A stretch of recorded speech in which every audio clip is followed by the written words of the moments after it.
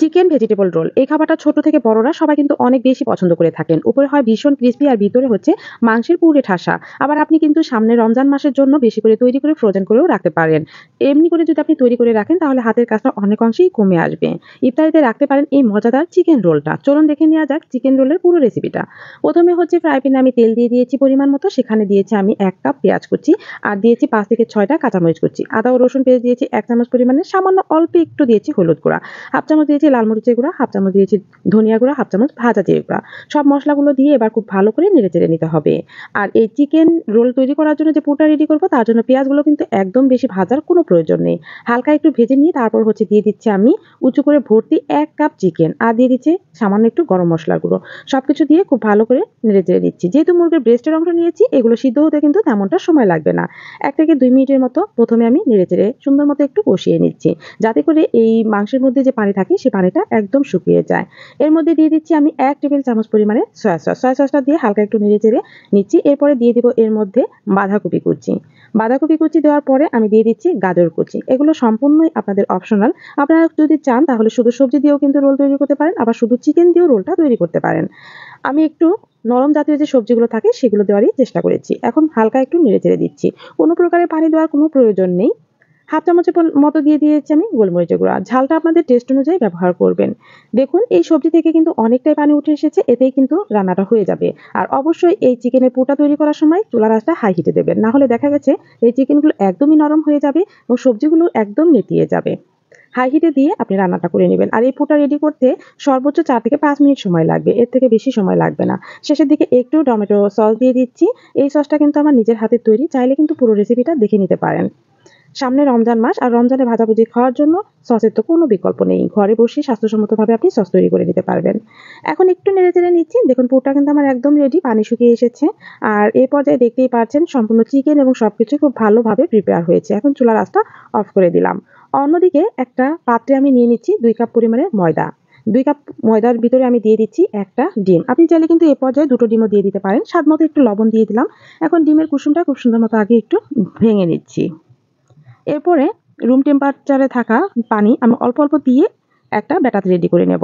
অল্প, অল্প দিয়ে পাতলাও হবে না ব্যাটারটা, আবার একদম ঘনও হবে না। এরকম একটা ব্যাটার রেডি করে নিতে হবে। ব্যাটারটা কিন্তু আমার একদম পারফেক্ট ভাবে রেডি হয়ে গিয়েছে আর ঘনত্বটা অবশ্যই আপনাদের সাথে শেয়ার করছি। এই যে দেখতে পাচ্ছেন এরকম ঘন হতে হবে, একদম পাতলা হবে না আবার ঘনও হবে না। ব্যাটারটা কিন্তু আমার একদম রেডি। এখন চলে যাব আমি অন্য ধাপে। চুলায় একটি ফ্রাই প্যান বসিয়ে আর এটা খুব ভালো মতো গরম হলে তারপর হচ্ছে কাপে করে আমি দিয়ে দিচ্ছি। আর এরকম হালকা একটু ঘুরিয়ে নিলে গোল একটা চাপড়ি বলতে পারেন বা শিট বলতে পারেন। রোল তৈরি করার জন্য এই পাতলা শিটগুলো প্রথমেই তৈরি করে নিতে হবে। একটু তেল ব্রাশ করে দেবেন ফ্রাই প্যানে, তাহলে দেখবেন অনায়াসেই উঠে আসবে। পরিমাণ মতো হাফ কাপ দিয়ে তারপর হচ্ছে আমি ঘুরিয়ে নিয়েছি। ঘুরিয়ে নিলেই দেখুন গোল আকৃতি হয়ে গেছে। উল্টে পাল্টে এরকম শিট তৈরি করে নিয়েছি। অনেকগুলো শিটই আমার কিন্তু রেডি। এখন হচ্ছে আমি চিকেন রোলগুলো তৈরি করে নেব। প্রথমে একটা শিট আমি নিয়ে নিয়েছি আর মাঝ বরাবরে দিয়ে দিয়েছি চিকেনের যে পুরটা সেই পুরটা। আর যে ব্যাটারটা আমি মিক্সড করে রেখেছিলাম সেখান থেকে কিছুটা ব্যাটার তুলে রেখেছিলাম। সেগুলো দেখুন একটু লাগিয়ে নিচ্ছি। এটা কিন্তু আঠার কাজ করবে এই ব্যাটারটা। ২ পাশ থেকে ভাঁজ করে নিয়ে তারপর হচ্ছে ঘুরিয়ে নিলেই কিন্তু রোল তৈরি হয়ে যাবে। আর খুব ভালো করে লক্ষ্য করুন কিভাবে আমি রোলগুলো তৈরি করলাম। উপরে প্রথমেই হচ্ছে আমি একটু ব্যাটার লাগিয়ে নিয়েছি। তারপর ২ পাশ থেকে আমি এভাবে ভাঁজ করে দিচ্ছি। আর তারপর হচ্ছে গোল আকৃতি করে ঘুরিয়ে নিলেই রোলটা একদম রেডি হয়ে যাবে। এভাবেই সবগুলো রোল আমি তৈরি করে নেব। এরপর হচ্ছে যে ব্যাটারটা আমি রেখে দিয়েছিলাম উঠিয়ে আধা কাপের মতো, সেখানে গড়িয়ে নিয়ে তারপর হচ্ছে ব্রেড ক্রাম্বসে গড়িয়ে নিচ্ছি। আর এই ব্রেড ক্রাম্বসটা কিন্তু আমি টোস্ট বিস্কুট দিয়ে তৈরি করে নিয়েছি। আপনি চাইলে বাজারে কেনা যেকোনো কালারের ব্রেড ক্রাম্বসও ব্যবহার করতে পারেন, কোনো সমস্যা নেই। আবার চাইলে আমার মতো বিস্কিটের গুঁড়ি করেও নিয়ে নিতে পারেন। এখন দেখুন এয়ারটাইট বক্সে রেখে ডিপ ফ্রিজে রেখে দেব। বেশ খানিকটাই তৈরি করে নিয়েছিলাম। এটা কিন্তু রমজান মাসে খাওয়ার জন্য আমি সংরক্ষণ করে রাখলাম। আর কিছুটা পরিমাণে আমি ভেজে দিচ্ছি। এখানে তেল ভালো করে গরম হওয়ার পরে হচ্ছে চিকেন রোলগুলো দিয়ে দেবেন। আর এয়ারটাইট বক্সে যেটা সংরক্ষণ করবেন সেটা দেখা গেছে ভাজার ১৫ থেকে ২০ মিনিট আগে বের করে রাখবেন। তারপর হচ্ছে ভেজে নিলেই একদম ফ্রেশ হয়ে যাবে। আর রমজানে কিন্তু অনেক কাজ থাকে, তাই আপনি চাইলে এইভাবে ফ্রোজেন খাবারটাও রেখে কিছুটা কাজ আগিয়ে রাখতে পারেন। উল্টিয়ে পাল্টে ভেজে নিচ্ছি মিডিয়াম আঁচে। মিডিয়াম আঁচে ভেজে নিলে উপরের অংশটা খুবই ক্রিস্পি হয়, যেহেতু ব্রেড ক্রাম্বস ব্যবহার করেছি। খুবই ক্রিস্পি হয়েছে আর ভাজা কিন্তু আমার একদম শেষ। এভাবেই আমি কিছুটা পরিমাণে চিকেন রোল ভেজে নিয়েছি। দেখতেই পাচ্ছেন বন্ধুরা। আর কতটা মুচমুচে এবং মজাদার হয়েছে সেটা কিন্তু আপনারা দেখেই বুঝতে পারছেন। আর আজকের রেসিপিটা কেমন লাগলো অবশ্যই কমেন্টসে জানাবেন। যদি ভালো লেগে থাকে লাইক, কমেন্ট, শেয়ার করে পাশেই থাকবেন। এই পর্যন্ত আমার ভিডিওটি দেখার জন্য আপনাদের সবাইকে অসংখ্য ধন্যবাদ। আল্লাহ হাফিজ। ইফতারের টেবিলে ডিমের চপ না হলে কি জমে? আর এই ডিমের চপগুলো কিন্তু আপনি আগে থেকেই তৈরি করে হাতের কাজটা কিছুটা কমিয়ে রাখতে পারেন। ডিমের চপগুলো এভাবে ফ্রোজেন করে রাখলে ১০ দিনের মতো অনায়াসে ভালো থাকবে। শুধুমাত্র বের করে নিলেই হবে। ডিমের চপ তৈরি করার জন্য ১ম এ আলু সিদ্ধ করে নিয়েছি ২ টো। এর মধ্যে দিয়েছি স্বাদমতো লবণ, ভাজা জিরের গুঁড়া, গোলমরিচের গুঁড়া দিয়েছি ১/২ চামচ পরিমাণে, লাল মরিচের গুঁড়া দিয়েছি ১/২ চামচ পরিমাণে। আর এখানে দেখুন আমি পেঁয়াজ বেরেস্তা করে দিয়েছি। আর দিয়েছি আমি কাঁচামরিচ কুচি, গাজর কুচি। আপনি চাইলে কিন্তু যেকোনো নরম ধরনের সবজিও দিতে পারেন। আর দিয়েছি আমি সবশেষে চাট মসলা, ধনেপাতা কুচি। সবকিছু খুব ভালো মতো দিয়ে হাত দিয়ে মাখিয়ে নিচ্ছি। ডিমের চপ তৈরি করার জন্য এই উপকরণগুলো একদম পারফেক্ট হয়ে গিয়েছে। আর অবশ্যই কিন্তু আপনি পেঁয়াজ বেরেস্তাটা দিবেন। যেহেতু কাঁচা পেঁয়াজ এটা ফ্রোজেন করে রাখলে পরে এটা খেতে গন্ধ লাগবে বা ভালো লাগবে না। ডিমের চপগুলো নরমও হয়ে যেতে পারে। তাই অবশ্যই পেঁয়াজ বেরেস্তাটা দিয়ে দিবেন। এখন হচ্ছে হাতে সামান্য তেল লাগিয়ে নিয়ে তারপর হচ্ছে ডিমের চপগুলো তৈরি করে নিচ্ছি। এভাবে হাতের তালুতে নিয়ে ছড়িয়ে নেবেন। এরপরে হচ্ছে ডিম ফালি করে রেখেছি।